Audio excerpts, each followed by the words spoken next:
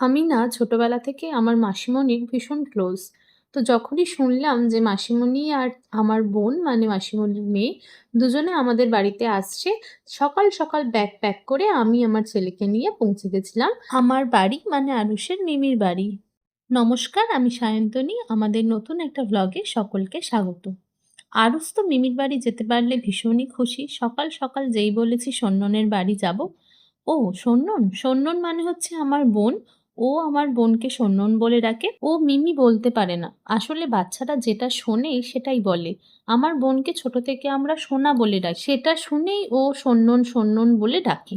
তাই সন্ননের বাড়ি যাওয়ার জন্য আরুষ যেমন খুশি হয়ে গেছিল, আমিও ভীষণ ভীষণ খুশি হয়েছিলাম যে আমার মাসিমণি অনেকদিন বাদে আমাদের বাড়িতে আসছে। সকালটা আমাদেরও যেতে দেরি হয়েছে আর ওদেরও আসতে অনেকটা দেরি হয়েছিল।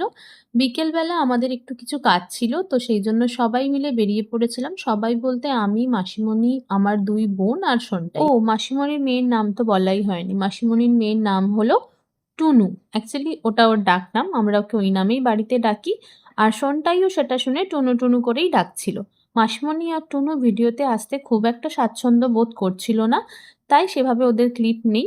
আমরা তো পার্কে গিয়ে সবাই মিলে ভীষণ বাচ্চা হয়ে গেছিলাম।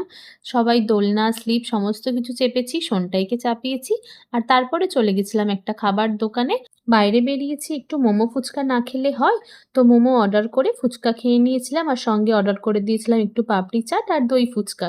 সমস্ত খাবার আমরা বাড়ি নিয়ে চলে এসেছিলাম, শুধু খেয়েছিলাম ফুচকাটা। তো দেখা হবে অন্য একটা ব্লগে। আজ তাহলে আসি। তোমরা সবাই অনেকটা ভালো থাকবে। টাটা।